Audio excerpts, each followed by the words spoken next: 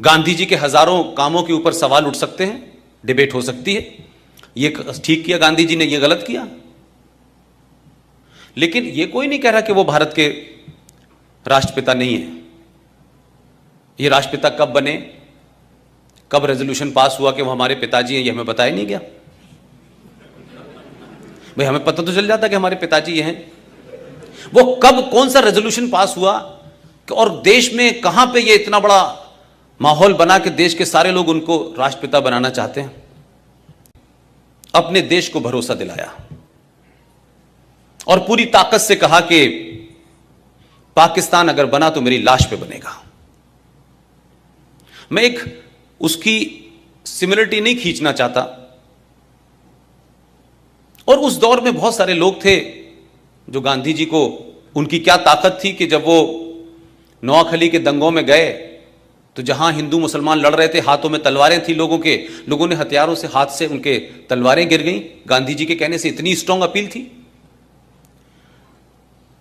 तो नाथूराम गॉडसे को भी लगा कि ये देश महफूज है, कम से कम ये गांधी के होते हुए नहीं होगा। आप में से किसी ने 15 अगस्त 1947 को जब इस दिल्ली में जश्न मनाया जा रहा था तो बंगाल में और पंजाब में क्या हो रहा था, ये किसी को अंदाजा है? ये क्यों नहीं देश को बताया गया? और हिंदुस्तान के कौन से डॉक्यूमेंट में लिखा है कि 15 अगस्त 1947 को भारत आजाद हुआ था? कोई डॉक्यूमेंट नहीं सरकार के पास। नेशनल आर्काइव दिल्ली में चले जाएं, उसमें लिखा है 15 अगस्त 1947 को ट्रांसफर ऑफ पावर हुआ है। लेकिन हम गीत गा रहे हैं आजादी के। लिहाजा गांधी जी ने जो भरोसा देश को दिया, कोई तस्वीर ऐसी याद है हिंदुस्तान के किसी छोटे बड़े अखबार में कि जिस दिन 15 अगस्त को झंडा फहराया जा रहा था तो गांधी क्या कर रहे थे? गांधी थे कहां बैठे हुए थे? कोई प्रतिक्रिया है उनकी? तो ये आजादी, जिसको आप आजादी कह रहे हैं, जिसको हम सब लोग आजादी समझ रहे हैं, जिसमें 21 लाख लोगों की सरकारी रिकॉर्ड के हिसाब से मौत हुई है, सबसे ज्यादा लाशें पंजाब से की, सबसे ज्यादा उसके बाद लाशें बंगाल में हुई। गांधी के हत्यारे की चिंता है लोगों को। 21 लाख लोगों का मर्डर हुआ, 21 लाख लोग मारे गए, उनका जिम्मेदार कौन है? उसकी भी कोई जिम्मेदारी लेगा कि नहीं लेगा? वो किसके खाते में जाएंगी भाई? और क्या इस देशवासियों से पूछा था आपने कि हम एक लाइन खींच देंगे पंजाब से और एक लाइन खींच देंगे बंगाल में और ये मुल्क को हम बांट देंगे? ये किसने तय किया था? कौन कॉन्स्पिरेटर थे? क्या गांधी जी को नहीं पता? क्या गांधी जी की सहमति से नहीं हो रहा था? कि गांधी जी को नहीं पता था कि कौन कौन लोग इसमें शामिल हैं? तो गांधी जी की क्या प्रतिक्रिया थी भाई? अंबेडकर से उनका किसी बात पे विवाद हो गया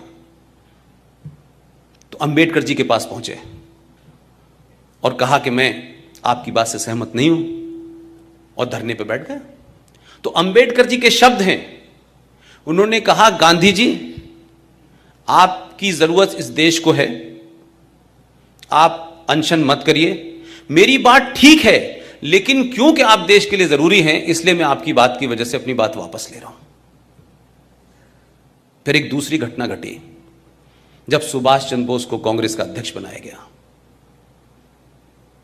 तब भी गांधी जी ने धरना दे दिया। मैं आज पूछता हूं 2019 में, गांधी जी जब जिन्ना अपनी जिद पे अड़ गया था कि पाकिस्तान को बांटेंगे, तो आप उसके सामने धरने पे क्यों नहीं बैठे थे?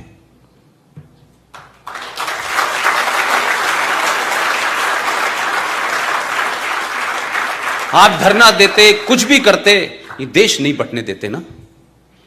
मैंने कोई एपिसोड नहीं देखा गांधी जी ने जिन्ना से बात की हो कि देश मत बांटो। तो जो आपने रवैया अंबेडकर के साथ किया, सुभाष के साथ किया, वो जिन्ना के सामने क्यों नहीं किया आपने? आप ऐसे अमरण अनशन पे क्यों नहीं बैठे कि नेहरू के ऊपर भी दबाव बन जाता? आपने तो उस कॉन्स्पिरेसी में शामिल हुए आप कि जिस जवाहरलाल नेहरू को 14 में से एक भी वोट नहीं मिला था, फिर भी आपने अपने हाई मॉरल ग्राउंड को स्टार्ट किया और कहा पटेल से, क्या कहते कि नेहरू की हार मेरी हार है, और पटेल जी ने कुर्सी छोड़ दी।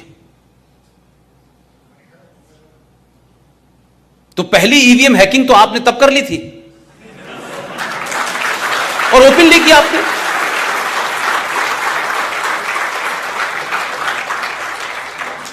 तो हम किसी आदमी को एक देवता की जगह बैठा दें और फिर उससे कहेंगे जो तुम कर रहे हो वो ठीक है, और उस पर सवाल उठाएंगे तो लोग कहेंगे देखिए साहब गांधी जी के बारे में, गांधी जी ऐसे थे।